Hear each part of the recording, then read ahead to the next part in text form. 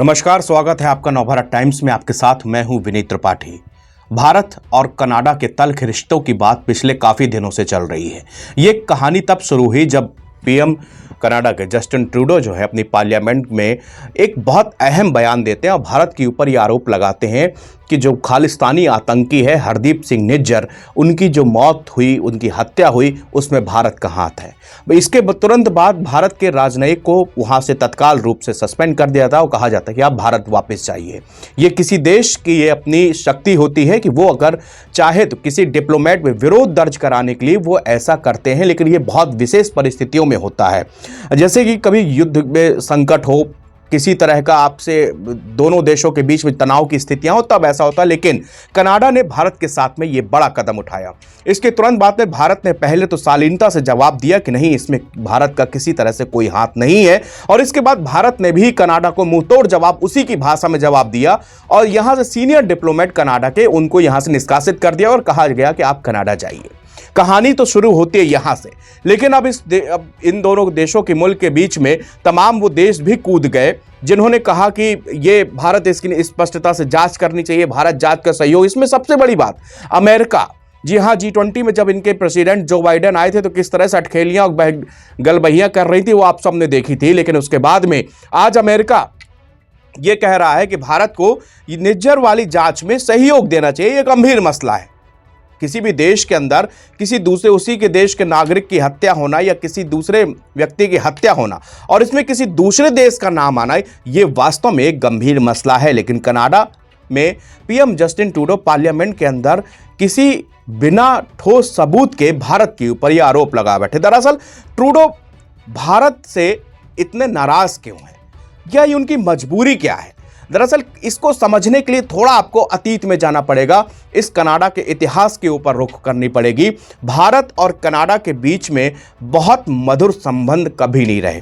Trudeau के father जो है वो भी पीएम थे कनाडा के। उस समय भी ये खालिस्तान का मसला बहुत तेजी से उठा था और उन्होंने अलगाववादियों का, आतंकवादियों का और इन खालिस्तानियों का भारत पर प्रत्यर्पण करने से साफ मना कर दिया था। इसके बाद भारत के साथ में उनकी तल्खियां बढ़ती रही, लेकिन धीमे धीमे कई बार दोनों देशों के बीच में मधुर संबंध भी हुए।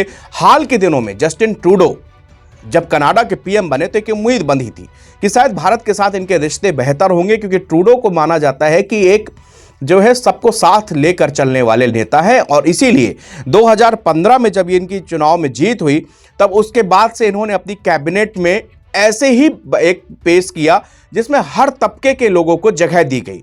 ट्रूडो जब 2015 को सरकार बनाते हैं तो प्रचंड बहुमत के साथ बनाते हैं, और 2011 में जब उनके पार्टी जो चुनाव लड़ी थी तो उनकी जितनी सीटें आई थी उससे जाकर के दुगनी तिगनी सीटें 2015 में आई। वो केवल जलवा था तो जस्टिन ट्रूडो का था, क्योंकि लोग उनमें एक आम आदमी का व्यक्तित्व तो देखते थे, सबको साथ लेने की उनकी क्षमता पे और उनकी लोकप्रियता चरम पर थी।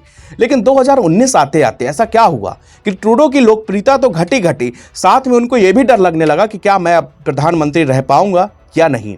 हाल के दिनों में मैं आपको बताऊं, एक सर्वे हुआ है जिसमें उन्होंने बताया गया है कि केवल 31% लोग हैं वो जो मानते हैं कि अब वो ट्रूडो को पीएम पद पर देखना चाहते हैं, लेकिन 61% ऐसे लोग हैं जिनका कहना है कि वो ट्रूडो को पीएम बनते हुए नहीं देखना चाहते।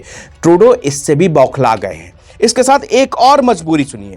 अभी जो कैबिनेट है, जो अभी जस्टिन ट्रूडो की लिबरल पार्टी है, उसके 158 सांसद हैं। एक यहाँ पर पूरी कनाडा की जो टोटल सीटें हैं वो 338 सीटें हैं, यानी कि बहुमत से ट्रूडो पीछे हैं। उनकी पार्टी को समर्थन दिया था न्यू डेमोक्रेटिक पार्टी ने, जिनके चीफ हैं जगमीत सिंह। अब एक कहानी देखिएगा, आखिरकार इससे आपको समझ में आएगा कि ये इनकी मजबूरी क्या है। ट्रूडो की दरअसल मजबूरी क्या है, वो क्यों खालिस्तान को बार बार समर्थन दे रहे हैं, क्यों अपनी सरजमी का इस्तेमाल किसी दूसरे देश के खिलाफ होने वाली गतिविधियों के लिए कर रहे हैं।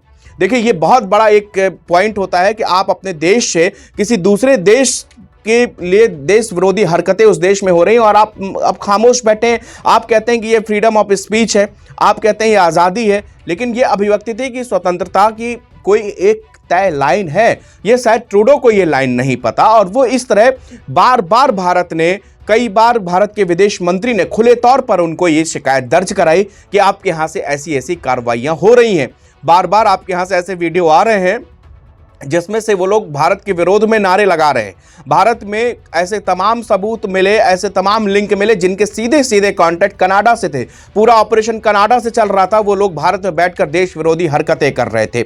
लेकिन इसके बाद मैं बताता हूं, जगमीत सिंह के पार्टी के 24 सांसद जो हैं वो ट्रूडो के साथ में हैं, तभी उनकी सरकार बरकरार चल रही है। और जगमीत सिंह कौन है? ये कट्टर खालिस्तानी समर्थक है और अलगाववादी नेता है।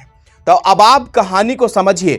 ये कहानी पूरी की पूरी राजनीतिक धुरी पे घूम रही है, और राजनीतिक धुरी पे इसलिए ट्रूडो की मजबूरी ये है कि उनको जगमीत सिंह को साथ लेना है। अगर वो जगमीत सिंह को साथ छोड़ते हैं तो उनकी सरकार गिर जाएगी और वो पीएम पद से हट जाएंगे। कनाडा में हर 4 सालों में चुनाव होते हैं, लेकिन ट्रूडो को एक खतरा था। 2019 के बाद उनको लगा क्या मेरी लोकप्रियता कम हो गई। उन्होंने 2021 में ही चुनाव करा लिए, मध्यावधि चुनाव हुए।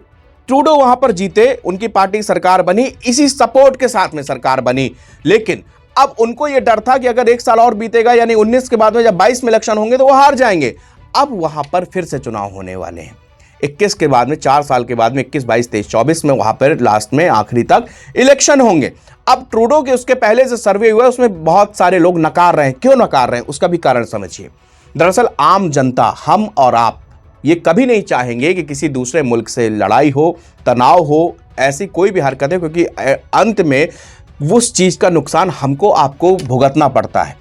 भारत ने वीज़ा बैन कर दिया, उसका नुकसान किसको में हो रहा है? वहाँ पे 3 लाख छात्र हैं जो कि कनाडा में पढ़ते हैं। कनाडा के अंदर 3 से 4% की पॉपुलेशन है जो कि सिख की पॉपुलेशन है।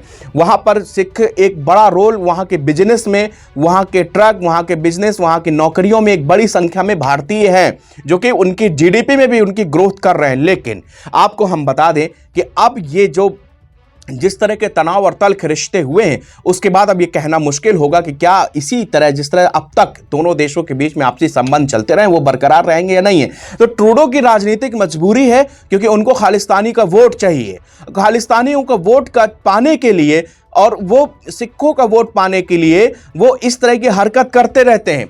अच्छा, इसमें एक और बड़ा पेंच है, ये भी आपको समझना पड़ेगा कि आखिरकार कनाडा ही क्यों, बाकी किसी देश में भी ये खालिस्तानी मूवमेंट हो सकते हैं। तो आपको बता दें कि जिस समय अमृतपाल सिंह भारत आया और यहां पर उसने जो है देश विरोधी हरकतें शुरू की, उसके बाद उस पर कानूनी शिकंजा कसा जाने लगा। जब उसके ऊपर कानूनी शिकंजा कसने लगा तो अमेरिका, ब्रिटेन, ऑस्ट्रेलिया, कनाडा, इन चारों जगहों पर भारी संख्या में खालिस्तानी समर्थक ने भारत के एम्बेसडर के ऑफिस में, राजदूत दूतावास में वहां जाकर हमला किया। ब्रिटेन की वो शर्मनाक तस्वीर शायद मैं कभी देखना या दिखाना नहीं चाहूंगा, जिसमें भारतीय तिरंगे के साथ में बदसलूकी करने की कोशिश की गई। एक भारतीय डिप्लोमेट वहां पे आता है और उनको झंडे से उतारने से रोकता है। उस घटना ने पूरे विश्व भर में ये एक संकेत दिया। उसके बाद में जो ऋषि सुनक जो कि ब्रिटेन के पीएम है, उससे भारत ने तल्ख लहजे में उनसे कहा कि ऐसी हरकतें दोबारा नहीं होनी चाहिए और भारत के जितने भी दूतावास हैं उन सब की सिक्योरिटी